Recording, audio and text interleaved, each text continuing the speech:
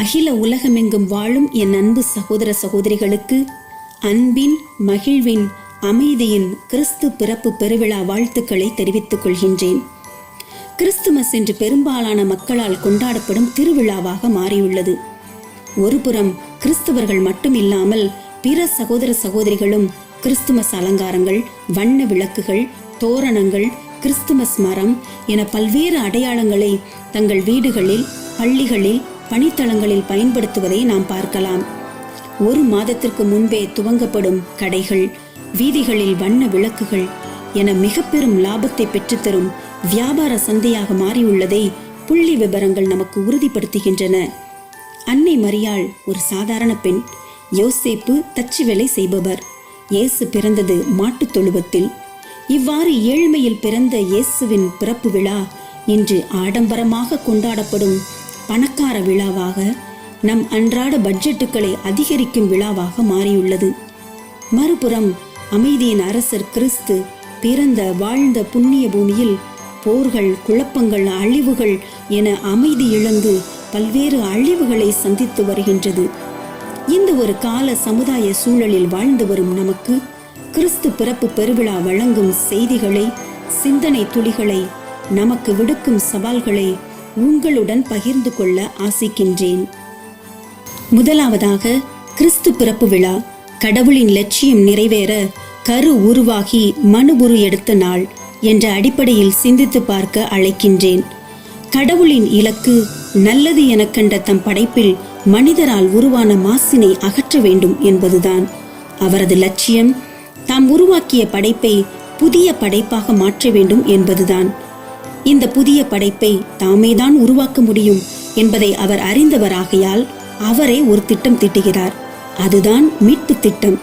மூதாதையர்கள் இறைவாக்கினர் வழியாக தமது வாக்குறுதிகளை வெளிப்படுத்திய கடவுள் அவற்றை நிறைவு செய்ய அவர் எடுத்துக்கொண்ட கொடுமுடியான செயல் மானிட உடலேற்புதான். இயேசு கிறிஸ்துவின் மானிட உடலேற்பு என்பது கடவுள் மனிதனாக அவதரிப்பதை குறிப்பது அல்ல, மாறாக மனிதனாகவே பிறப்பது. தம் ஒரே திருமகன் இயேசுவை இவ்வுலகிற்கு நாசரேத் என்னும் ஊரில் வாழ்ந்த ஒரு கன்னியின் வழியாக பிறக்கச் செய்து இவ்வுலகிற்கு அனுப்பியதுதான். தூய பவுல் பிலிப்பியருக்கு எழுதிய திருமுகம் 2, 6 மற்றும் 7 இறைவார்த்தைகளில் தெளிவாக உள்ளது. கடவுள் வடிவில் விளங்கிய அவர் கடவுளுக்கு இணையாயிருக்கும் நிலையை வலிந்து பற்றி கொண்டிருக்க வேண்டியதொன்றாக கருதவில்லை.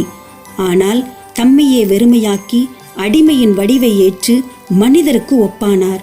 மனித உருவில் தோன்றினார். இயேசு கிறிஸ்துவின் மானிட உடலேற்பு திடீரென உடனே ஏற்பட்ட நிகழ்வு அல்ல. அது வாக்கான கடவுளின் திட்டத்தில் படிப்படியாக ஏற்பட்ட நிகழ்வுகளின் சிகரம். இதுதான் மூவொரு கடவுளை உலகிற்கு வெளிப்படுத்தியது. லூக்கா நற்செய்தி 1:35 இதை அழகாக காணலாம். வானதூதர் அன்னை மரியாளிடம், தூய ஆவி உம்மீது வரும், உன்னத கடவுளின் வல்லமை உம்மேல் நிழலிடும்.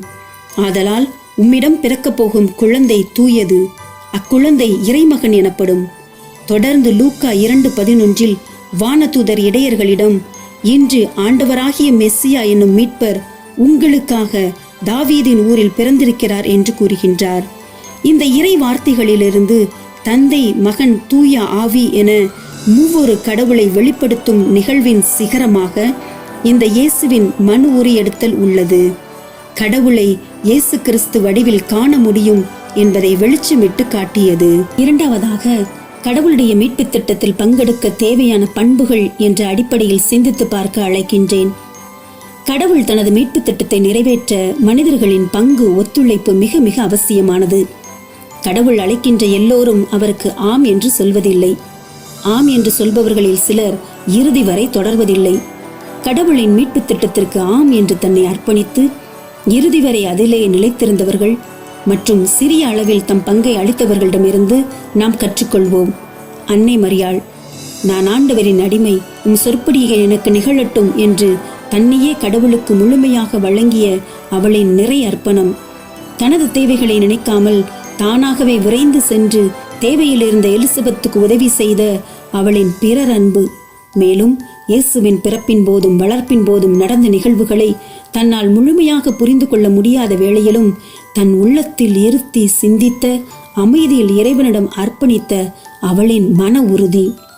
தூய யோசேப்பு, ஆண்டவரின் தூதர் தமக்கு பணித்தவாறே தன் மனைவியை ஏற்றுக்கொண்டு நாசரேத், பெத்லஹேம், எகிப்து என கடவுளின் தூதர் பணித்த இடங்களுக்கெல்லாம் உடனுக்குடன் சென்று கடவுளின் வார்த்தையை நிறைவேற்ற எப்பொழுதும் தயாராக இருந்த அவரின் மனநிலை, விளம்பரம், புகழ் விரும்பாமல் அமைதியில் மறைவாக உடனிருந்து வழிநடத்திய அவரின் எளிமை, அமைதி, ஏற்றுக்கொள்ளும் பக்குவம், முதிர்ச்சியான மனநிலை.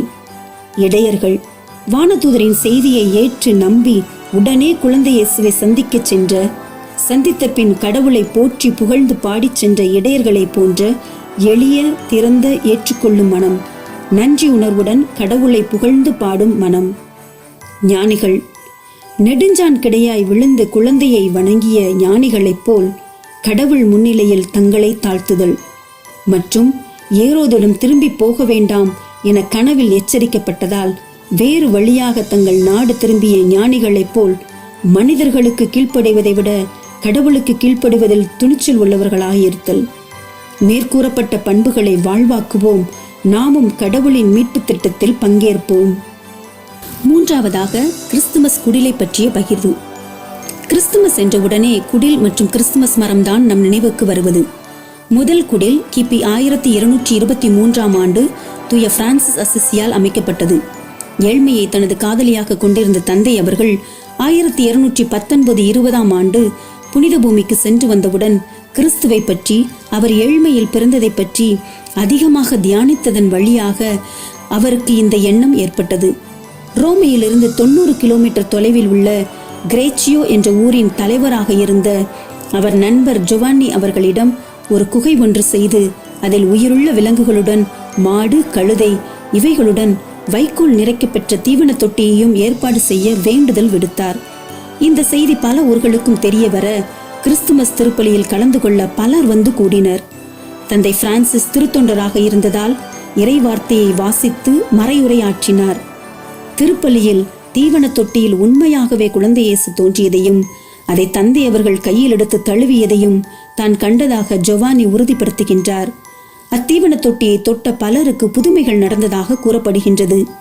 இந்த வருடம் 2023ஆம் ஆண்டு இந்த முதல் குடில் அமைத்த 800ஆம் ஆண்டை நினைவு கூறுகின்றோம். திருத்தந்தை பிரான்சிஸ் அவர்கள் இயேசு பிறப்பு நிகழ்வின் அர்த்தத்தை, முக்கியத்துவத்தை உணர்த்தும் வகையில் அட்மிராபிலே சீஞ்சும் என்ற திருத்தூது மடலை எழுதி டிசம்பர் 1, 2019ஆம் ஆண்டு கிரேச்சியாவில் உள்ள நேட்டிவிட்டி பசிலிக்காவில் கையெழுத்திட்டார். அதில் அவர் குறிப்பிடும் போது, இயேசு பிறப்பின் காட்சி இறைமகன் தன் மனு உருவாதலில் வெளிப்படுத்தும் ஏழ்மையை உணர, தொட்டு பார்க்க நம்மை அழைப்பு விடுக்கின்றது. மேலும் மிகவும் தேவைப்படுகிற நமது சகோதர சகோதரிகளுக்கு இரக்கம் காட்டுவதன் மூலம், அவர்களுக்கு உதவுவதன் மூலம் ஏழ்மையில் பிறந்த இயேசுவை சந்திக்க, சேவை செய்ய அழைப்பு விடுக்கின்றது. பிரியமான சகோதர சகோதரிகளே, இந்த கிறிஸ்து பிறப்பு பெருவிழாவில் ஒரு சில தீர்மானங்களையாவது எடுத்து செயல்படுத்துவதன் வழியாக நமது வரலாற்றின் பக்கங்களை பலரும் படிக்கச் செய்வோம். கடவுளின் மீட்பு திட்டத்தில் நாமும் பங்கு பெறுவோம். வாய்ப்புகளை ஏற்படுத்தி குடிலின் முன்பாக நின்று அந்த நிகழ்வை அமைதியில் தியானித்தல். தேவையில் இருப்பவர்களை நாமே தேடிச் சென்று நமது நேரத்தை, திறமைகளை பயன்படுத்தி உதவுதல் அல்லது பொருளுதவி செய்தல். நம் அன்றாட வாழ்வின் நிகழ்வுகளில் இறைவன் தனது மீட்பு திட்டத்தில் பங்கெடுக்க நமக்கு தனிப்பட்ட விதத்தில் விடுக்கும் அழைப்பை துணிவுடன் ஆம் என ஏற்று செயல்படுத்துதல். அன்னை மரியாளுடன் இணைந்து குடும்பமாக, குழுமமாக, தனிப்பட்ட விதத்தில் ஜெபமாலை ஜெபித்து தனிப்பட்ட, குடும்ப, உலக அமைதிக்காக ஒப்புக்கொடுத்தல்.